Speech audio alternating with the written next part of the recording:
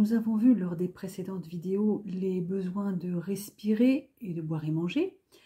Nous allons maintenant voir comment recueillir les données par besoin en ce qui concerne le besoin d'éliminer.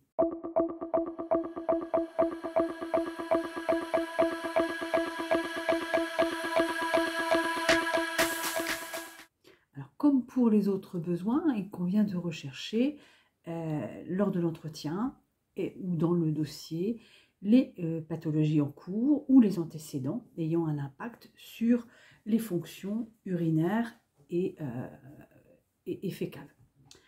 Outre les pathologies urinaires et intestinales elles-mêmes ou les chirurgies de ces systèmes, il faut aussi s'intéresser à d'autres pathologies qui ont un impact sur l'élimination. Par exemple, les BPCO, les bronchopneumopathies chroniques obstructives, qui perturbent les échanges gazeux, entraînent un état d'hypoxie bien entendu, mais qui altèrent l'élimination intestinale en diminuant le péristaltisme par exemple. C'est le cas également de la dépression, car la personne n'a plus l'énergie ou l'intérêt d'aller aux toilettes tout simplement, ou la démence qui fait que la personne ne peut ne pas se rappeler quoi faire aux toilettes et ne pas en ressentir le besoin ou ne pas être capable de manifester ce besoin. Ou encore, les lésions liées à la démence peuvent entraîner une incontinence spontanée. Et bien sûr, il ne faut pas occulter les hémorroïdes, la diverticulite et les cancers intestinaux qui altèrent l'élimination fécale. Alors, je viens d'évoquer les BPCO qui altèrent donc la fonction intestinale, et elles altèrent également la fonction rénale. Alors, le vieillissement de l'appareil urinaire peut également, par exemple, entraîner une incontinence à l'effort. Et il n'y a même pas besoin d'être très âgé, d'ailleurs, pour avoir une incontinence à l'effort. C'est simplement lors d'un effort de tout, ça peut arriver à quelqu'un même de jeune.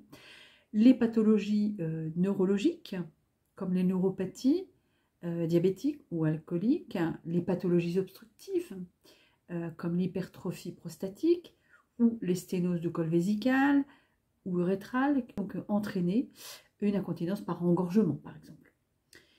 Les maladies cardiovasculaires agissent aussi sur la fonction rénale, tout comme les micro-angiopathies liées au diabète. L'homopathie, les décompensations cardiaques, tout comme des fractures du bassin ou des membres inférieurs vont affecter l'élimination du fait de leur impact sur la mobilité, par exemple. Alors, les dysfonctionnements de l'élimination peuvent aussi découler avec des habitudes de la personne, comme par exemple ces habitudes d'élimination intestinale, comme le recours au laxatif ou au micro-lavement. C'est souvent les personnes âgées, mais pas que. Il y a aussi les personnes qui ont recours au laxatif pour perdre du poids, qui sont plus jeunes là, pour le coup.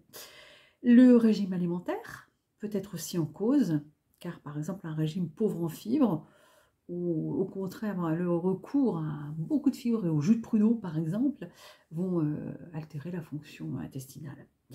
Et bien sûr le manque d'hydratation. Vous voyez, il y a plein de choses à recueillir. Alors, que faut-il observer chez le patient quand vous êtes dans la chambre avec ce patient? Eh bien, les quantités bues, déjà, sont très importantes pour évaluer tant la fonction intestinale que la fonction urinaire. Il faut aussi repérer s'il existe des signes de déshydratation qui peuvent expliquer, par exemple, une constipation ou une oligurie.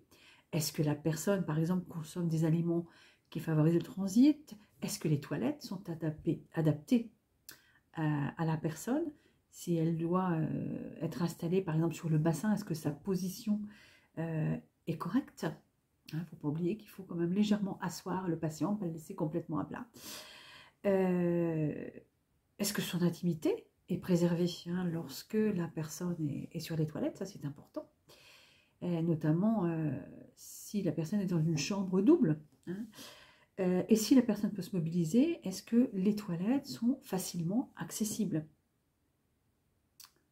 y compris avec un fauteuil roulant, hein, par exemple.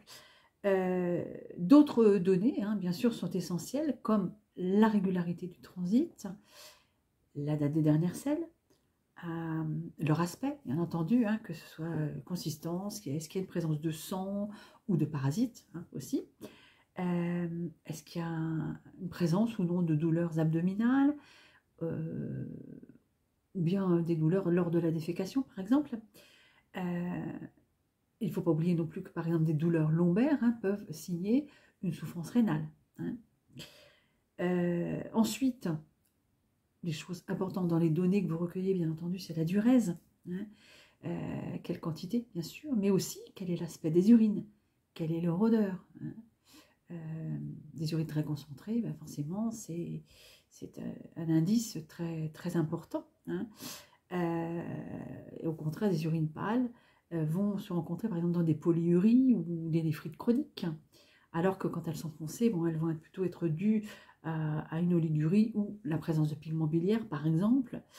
Elles peuvent aussi, ces urines, être teintées, hein, suite à l'ingestion de certains médicaments. Hein, je pense à la rifampicine, par exemple, qui teinte les urines orange, mais des aliments, hein, la betterave, qui vont colorer pardon, les urines en rouge. Mais bien sûr, ça peut aussi, bien entendu, être la présence de sang, hein. Alors, les urines troubles, hein, il faut y penser, peuvent l'être par la présence de pus, hein, qui va former un dépôt épais, hein, dans le bocal de recueil ou dans la poche de recueil, si c'est une poche. Ou encore, ce dépôt peut être dû à la précipitation des phosphates, par exemple. Alors, l'odeur, hein, bien sûr, est également importante, hein. Par exemple, une odeur pomme de reinette est caractéristique, c'est une odeur acétonique, hein, c'est caractéristique du coma diabétique. Quand c'est ammoniacal, c'est plutôt la rétention d'urine. Une odeur putride un petit peu, bon, dans les infections urinaires, hein, ça sent mauvais, hein, des urines qui sentent mauvais, on dit souvent, hein. Important aussi, ce sont les mictions, hein.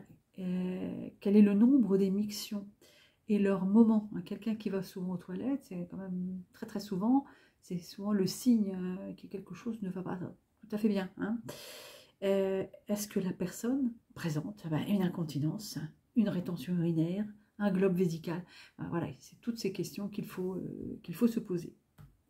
Alors, si on veut résumer dans un tableau, hein, par rapport à ce qu'on doit trouver dans le dossier ou lors d'un entretien, bien sûr, c'est tout ce qui a trait aux pathologies intestinales, urinaires, actuelles ou antécédents, et d'autres pathologies qui peuvent effectivement avoir un impact sur ces fonctions d'élimination, comme des troubles sensorimoteurs, métaboliques, endocriniens, une infection, l'alimentation par sonde, du stress, de la dépression, la douleur, l'intolérance à l'activité, tout ce qui est déficit cognitif, troubles de perception, altération de mobilité, quelle qu'en soit la cause.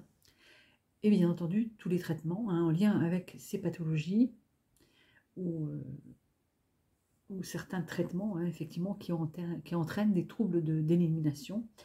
Et sans omettre, bien entendu, toujours, hein, les facteurs environnementaux et les habitudes de vie qui ne sont pas propices à une élimination correcte, hein.